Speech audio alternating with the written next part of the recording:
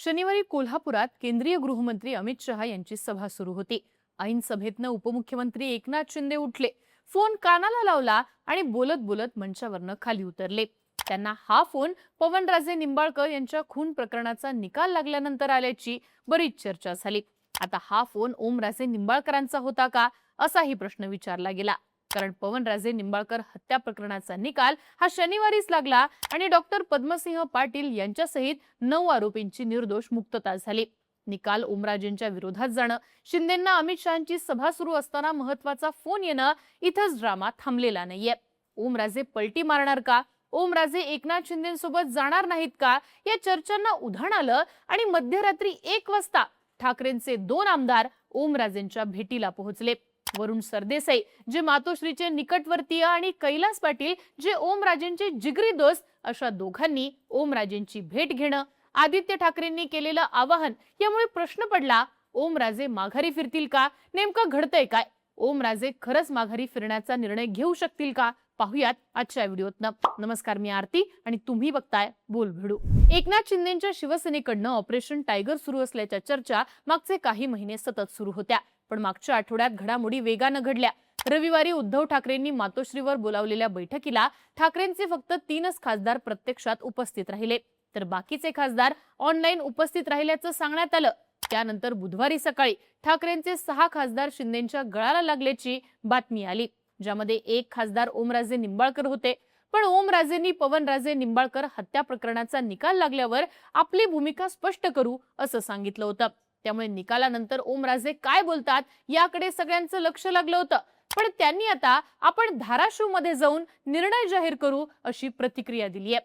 पण त्यानंतरच सूत्र हलायला सुरुवात झाली। ओमराजेंनी आपलं राजकारण उभं केलं ते वडिलांना न्याय मिळावा ही भूमिका घेऊनच। त्यातही पद्मसिंह पाटील यांचं कुटुंबीय आणि ओमराजे निंबाळकर यांच्यातलं वितुष्ट हे जगजाहीर आहे। निकाल आपल्या बाजूने लागलेला नसताना महायुतीत पाटील कुटुंबियांसोबत कसं राहायचं हा प्रश्न असल्यानं ओमराजे माघारी फिरतील अशी चर्चा सुरू झाली। त्यात वेगळा गट स्थापन करण्यासाठी 2/3 खासदार आपल्या सोबत घेणं शिंदेंसाठी महत्वाचं असल्यानं 1 खासदार जरी माघारी फिरला तरी ऑपरेशन टायगर फेल जाणार हे नक्की आहे। त्यामुळेच ठाकरेंच्या शिवसेनेकडनं आता ओमराजेंसाठी जोर लावण्यात आल्याचं म्हटलं जातंय।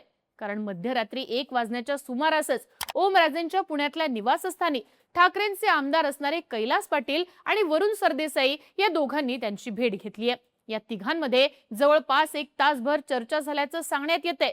ही बैठक संपल्यानंतर कैलास पाटील यांनी माध्यमांशी संवाद साधलाय। ते असं म्हणाले की आम्ही प्रयत्न करत आहोत आणि आमचे प्रयत्न सुरू राहणार आहेत। ओमराजेंनी ज्या गोष्टीसाठी 20 वर्ष संघर्ष केलाय त्यात त्यांना न्याय मिळाला नाही, तो पण विषय आणि सन्माननीय पक्षप्रमुखांचा जो काही निरोप होता तो घेऊन आम्ही त्यांच्याकडे आलो होतो। आम्हाला विश्वास आहे उद्धव ठाकरे यांच्याबाबत त्यांची जी भावना आहे ती कालही तीच होती, आजही तीच आहे आणि उद्या देखील तीच राहील असं आम्हाला वाटतं आणि ते पक्षासोबत राहतील असा आम्हाला विश्वास वाटतो, असं कैलास पाटील म्हणाले। त्यांच्या या प्रतिक्रियेनंतर उद्धव ठाकरेंनी ओमराजेंसाठी नेमका काय निरोप पाठवला होता, ओमराजे थांबतील का हा प्रश्न विचारला जाऊ लागला।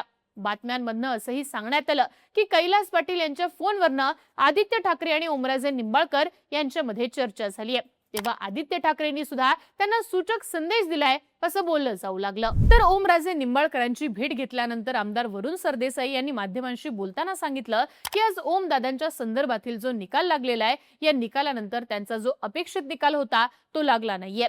त्यांची आणि त्यांच्या परिवाराची विचारपूस करायला म्हणून पक्षाच्या वतीने मी पक्ष सचिव आहे आणि आमचे आमदार कैलास पाटील आम्ही दोघांनी आम्ही त्यांची भेट घेतलेली आहे। आमची काही वेगवेगळ्या विषयांवर सविस्तर चर्चा झालेली आहे। सगळ्याच गोष्टी काही माध्यमांसमोर बोलण्याची गरज नाहीये। ओमदादा हे आमच्या पक्षाकडनं एकदा आमदार आणि 3दा खासदार झालेले आहेत। आजही ते शिवसेना उद्धव बाळासाहेब ठाकरे पक्षाच्या मशाल चिन्हावर निवडून आलेले धाराशिवचे खासदार आहेत। त्यांनी राजकारणामध्ये ज्या विषयाकरता उडी घेतली, त्यांनी पहिली निवडणूक लढली तेव्हा ते आमदार झाले, ते शिवसेनेकडनं झाले। निकाल लागल्यानंतर त्यांचा संपूर्ण परिवार आणि त्यांना जो धक्का लागलेला आहे या सगळ्या संदर्भात चर्चा करायला मी आणि आमदार कैलास पाटील इकडे आलेलो आहोत। मी परत एकदा सांगतो, ज्या ज्या विषयांवरती चर्चा झाली ती जर तुमच्या समोर करायची असती तर आम्ही उघडच भेटलो असतो ना। साहजिकच नेमकी काय चर्चा झाली आणि ओमराजे निंबाळकर आता नेमका काय निर्णय घेणार याची उत्सुकता रात्रीच्या या भेटीनंतर निश्चितपणे वाढलेली होती. त्यातच या बैठकीच्या आधी केलेली वक्तव्य सुद्धा चर्चेचा विषय ठरली आहेत. ओमराजे निंबाळकर यांनी माध्यमांशी बोलताना सांगितलेलं की उद्धवजी असतील किंवा आदित्यजी असतील, मी ठाकरे कुटुंबाबद्दल एकही शब्द चुकीचा बोललेलो नाही. कालही बोललेलो नाही, आजही बोललेलो नाही आणि उद्याही बोलणार नाही. मी धाराशिवमध्ये जाऊन कार्यकर्त्यांशी बोलून माझा निर्णय जाहीर करेल. त्यात आदित्य ठाकरे यांनी माध्यमांशी संवाद साधताना एक वक्तव्य केलं आणि रात्रीच्या बैठकीनंतर सूत्र हलणार का या चर्चांना उधाण आलं. ओमराजे निंबाळकरांशी कुठलाही संपर्क झाला नाही. त्यांचं तळ्यात मळ्यात असो पण डुबायला नको हे त्यांच्यावर आहे. उद्धव साहेबांचं मन हे मोठं आहे. ज्यांना परत यायचंय त्यांचं स्वागत आहे, पण पक्षाच्या विरोधात जातील त्यांच्यावरती कारवाई होणार असं आदित्य ठाकरे म्हणाले. आणि त्यानंतरच ओमराजेंचे खास मित्र कैलास पाटील, आदित्य ठाकरेंचे खास वरुण सरदेसाई यांनी ओमराजेंची घेतलेली भेट. यामुळे नेमकं काय घडणार? ओमराजे परत येऊन ऑपरेशन टायगरला ब्रेक लावणार का या चर्चांनी वेग धरला होता. पण ओमराजेंनी शिंदेच्या शिवसेनेत येण्याचं बिनशर्त ठरवलेलं आहे. त्यांचा प्रवेश निश्चितपणे होणार आहे असं शिंदेच्या शिवसेनेच्या उच्चपदस्थ नेत्यांनी सांगितल्याच्या बातम्या आल्या. रविवारी ओमराजे धाराशिवला जातील तेव्हा त्यांना महाराष्ट्र पोलिसांची एस्कॉर्ट गाडी दिली जाईल. त्यांना वाय दर्जाची सुरक्षा देण्यात आली आहे. QRT टीम सोबत असेल असंही सांगण्यात आलंय. आता ओमराजेंनी संध्याकाळी 4 वाजता धाराशिवच्या गोवर्धनवाडीमध्ये कार्यकर्त्यांची बैठक बोलावली आहे. इथं कार्यकर्त्यांशी संवाद साधून आपण निर्णय घेऊ असं ओमराजेंनी सांगितलंय. पण आता प्रश्न पडतो की नेमकं ठरलंय काय? तर ओमराजेंनी रविवारी माध्यमांशी संवाद साधला त्यावेळी ते म्हणाले की 4 दिवसात माझा निर्णय जाहीर केला नाही, पण माझ्या अख्ख्या कुटुंबाचा उद्धार करतात. ओमराजे ज्यांच्या उपयोगी पडलाय तो माणूस घरातल्या व्यक्तीचा उद्धार करेल असं वाटलं नव्हतं, पण ते करण्यात आलं. ते मी सहन केलं. माझ्या कुटुंबानं तुमचं काय वाटोळं केलंय? माझ्या नुसत्या चर्चेनं मी 3 दिवसात वाईट होत असेल तर मी खरंच वाईट आहे का? रील स्टार म्हणून हिनवणी करतात. रील स्टार असलेल्या माणसाला मतं टाकतात का? दोन्ही पक्षांची भावना आहे, दोन्ही पक्षांचे कार्यकर्ते आहेत. माझी जी काही राजकीय भूमिका आहे त्या चर्चा करून स्पष्ट करेन. सन्माननीय उद्धवजी, सन्माननीय आदित्यजी आणि बाळासाहेबांच्या कुटुंबाबद्दल माझं कधीच अवाक्षर जाणार नाही. गेलेलं नाही. दुर्दैवानं माझी मुलाखत छापली. मी बोललो असेल तर छापावं, न बोलता छापल्यानं मला दुःख आहे अशी प्रतिक्रिया त्यांनी दिली आहे. पण सोबतच त्यांनी काही महत्त्वाचे संकेत देखील दिलेत.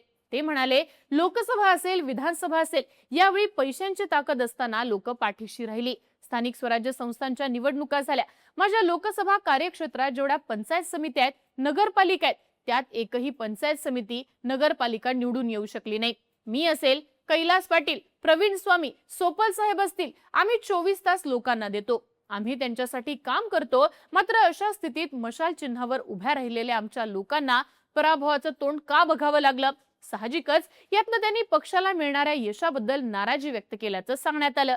आणि ओमराजे नक्की काय करणार याची चर्चा चालू झाली. आता ठाकरे गटाकडनं त्यांची मनधरणी सुरू असली तरी खासदार संजय राऊत आणि ठाकरेंच्या इतर नेत्यांनी त्यांच्यावर केलेली जहरी टीका यामुळे ओमराजे नेमका काय निर्णय घेतात याकडे सगळ्या महाराष्ट्राचं लक्ष लागलेलं आहे. तुम्हाला काय वाटतं? ठाकरेंच्या नेत्यांकडनं सुरू असलेली मनधरणी यशस्वी होईल का की ओमराजे शिंदेसोबत जाण्याचा निर्णय घेतील? याबद्दलची तुमची मतं आणि प्रतिक्रिया कमेंट बॉक्समध्ये लिहून कळवा आणि अशाच राजकीय घडामोडींसाठी बोलबिडूला सबस्क्राईब करा.